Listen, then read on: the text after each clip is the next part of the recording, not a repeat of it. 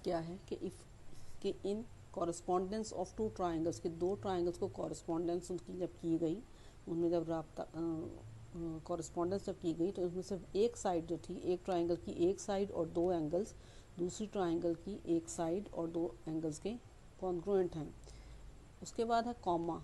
कॉमे से पहले जितनी भी स्टेटमेंट दी गई है, ये आपको फिर बता दूं कि सारी की सारी स्टेटमेंट जो कॉमे से पहले हो या देन वर्ड आपके लिए यूज़ होता है, देन से पहले की तमाम स्टेटमेंट गिवन में आती है। और इसको हम लिखेंगे कैसे, उसने हमें नाम नहीं दिया, लेकिन इसमें कॉरस्पॉन्डेंस ऑफ टू ट्राइंगल्स का वर्ड है। इसका मतलब है दो ट्राइंगल्स हैं, हमने फिगर खुद बनाते हैं हम लोग। फिगर आपको स्टेटमेंट नहीं मिलेगी। जब आप एग्ज़ाम्स में बैठेंगे या आप टेस्ट देंगे तो आपने फ़िगर खुद बनानी होगी। इस वक्त तो आप लोगों को फ़िगर दी गई है, आपको साथ साथ बताते जा रहे हैं। ये फ़िगर असल में खुद ड्रा करना होती है। तो इन कॉरस्पॉन्डेंस ऑफ टू ट्राइंगल्स होंगी तो उनकी कॉरस्पॉन्डेंस होगी। तो इसके लिए सिंबल यूज़ की जाती है कॉरस्पॉन्डेंस के लिए। पहले तो ट्राइंगल, इन ट्राइंगल या कॉरस्पॉन्डेंस ऑफ ट्राइंगल ABC, आपके पास दो ट्राइंगल्स हैं ABC, सॉरी इसको यहाँ पर नीचे ज़रा लिख लेते हैं। In correspondence of triangle ABC, correspondence के लिए ये साइन यूज़ किया जाता है, ट्राइंगल के लिए ये सिंबल यूज़ की जाती है, ट्राइंगल DEF। यानी दो आपके पास ट्राइंगल सी, इसके बाद कॉमा, इनकी कॉरस्पॉन्डेंस में क्या क्या आपके पास कॉन्ग्रुएंट है जी।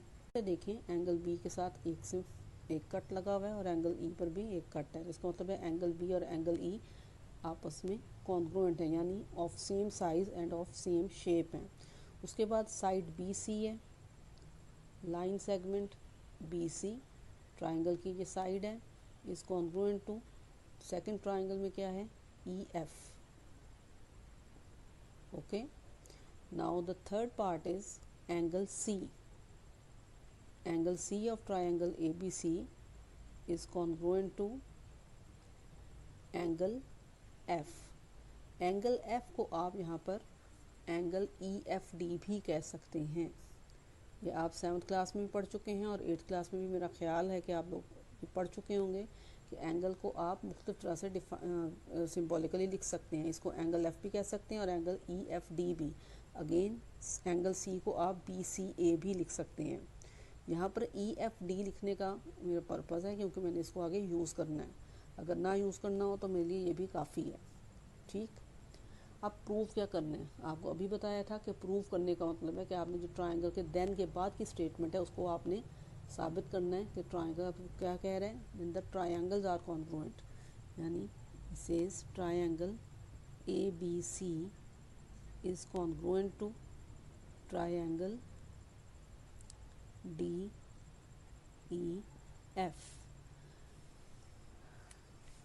उसके बाद आपके DEF, उसके बाद आपके पास नेक्स्ट हेडिंग आती है कंस्ट्रक्शन की। कंस्ट्रक्शन जो है ये हमने खुद करना होती है, हमें ज़रूरत पड़े तो हम इसको प्रूव करने के लिए हम कुछ चीज़ें खुद ही एज्यूम करते हैं और उनको कंस्ट्रक्ट करते हैं, तो उसको बाद में इस्तेमाल करेंगे प्रूव करने के लिए। कंस्ट्रक्शन में मैं क्या करूँगी कि सपोज कर लेते हैं, आपको बताया था कि जब थ्योरम में इनको प्रूव करने के लिए एक तो अनडिफाइंड टर्म्स यूज़ की जाती हैं और दूसरे पोस्टुलेट यूज़ किए जाते हैं। तो जो पोस्टुलेट्स हैं उसमें से सपोजिशन के लिए मैं सपोज करूँगी, सपोज AB यानी line segment AB is not congruent to, congruency का साइन है इज इक्वल टू के ऊपर ये सिंबल है, ये कॉन्ग्रुएंसी के लिए है। अगर नहीं नॉट कॉन्ग्रुएंस कहना हो तो इसको काट देंगे। साइड AP या line segment AB is not congruent to line segment AB के कॉरस्पॉन्डेंस में आ रहा है DE, AB DE। तो AB जो है ये DE के कॉन्ग्रुएंट नहीं है, हम फ़र्ज़ कर लेते हैं कि ये इसके कॉन्ग्रुएंट नहीं है। अब हम करेंगे क्या कि हम DE पर कोई सा एक, यानी इनमें से या तो AB DE से बड़ा होगा या DE AB से बड़ा होगा। अगर दोनों कॉन्ग्रुएंट नहीं हैं, ऑफ सेम लेंथ और ऑफ सेम शेप के नहीं हैं, तो इसका मतलब है कि या तो DE AB से बड़ा है लेंथ में, शेप के नहीं हैं, तो इसका मतलब है कि या तो DE AB से बड़ा है लेंथ में, या AB जो है वो लॉन्गर है साइड DE से। तो हम सपोज करते हैं कि डी ई लॉन्गर साइड थी, तो हम करेंगे ये कि डी ई पर एक पॉइंट पी लेंगे इस तरह से, टेक, और साथ साथ इसको लिखते जाएंगे, जो जो हम करते जाएंगे वही लिखते जाएंगे, यही हमारी कंस्ट्रक्शन कहलाएगी। इसको आपने रट्टा नहीं लगाना, बल्कि आप और 2-3, आपको शुरू के थ्योरम में मुश्किल लगेगा, लेकिन 2-3 थ्योरम जब आप करेंगे तो आपको कंस्ट्रक्शन लिखना भी आ जाएगा खुद से, आपको तो कंस्ट्रक्शन भी लिखनी आ जाएगी और आपको इसमें से गिवन और प्रूफ निकालना भी आ जाएगा। तो पहले थ्योरम पर आप लोगों ने बिल्कुल नहीं घबराना, इसको गौर से बार बार देखें, इसमें से कुछ चीज़ें अल्टीमेटली आपको कल तक याद रहेंगी। Take a point P on, अब ये लाइन सेगमेंट कौन सी थी, D E, which was not equal to A B. Take any point या a point P on line segment D E such that, किस बात का ख्याल रखना है कि ए बी तो डी ई के कॉन्ग्रुएंट नहीं था, लेकिन हमने P पॉइंट इस तरीके से लिया, फ़र्ज़ है, ये बार बार बता रही हूँ, ये अजम्पशन है, ये हम सिर्फ फ़र्ज़ कर रहे हैं, सपोज कर रहे हैं कि P हमने जो पॉइंट लिया वो इस तरह से लिया गया है कि A B is congruent to not D E but P E. ठीक, हमने ये फ़र्ज़ किया कि ए बी जो था वो डी, ठीक, हमने ये फ़र्ज़ किया कि ए बी जो था वो डी ई इसके कॉन्ग्रुएंट नहीं था, यानी डी ई एक लॉन्गर साइड थी ए बी से, तो डी ई पर एक पॉइंट पी इस तरह से लिया कि पी ई जो डिस्टेंस बना, जो पी से ई तक का डिस्टेंस है वो ए बी के बराबर है। अब हमने सिंपली पी को जॉइन कर देना है, जॉइन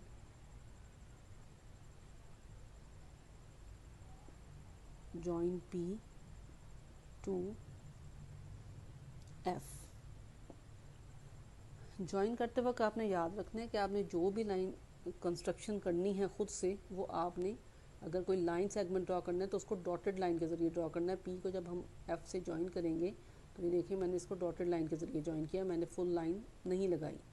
ठीक, ये लाइन आपको शो करेगी, ये ब्रेकेज वाली लाइन आपको शो करेगी कि ये हमने कंस्ट्रक्शन की थी, हमें जहाँ पर भी इसका हवाला देना पड़ेगा, जहाँ पे भी इसका रेफरेंस देना पड़ेगा, हम वहाँ पर ये डॉटेड लाइन को के आगे फ़ौरन लिख सकते हैं कि ये लाइन कंस्ट्रक्शन में थी। आई थिंक आपको ये क्लियर होगा।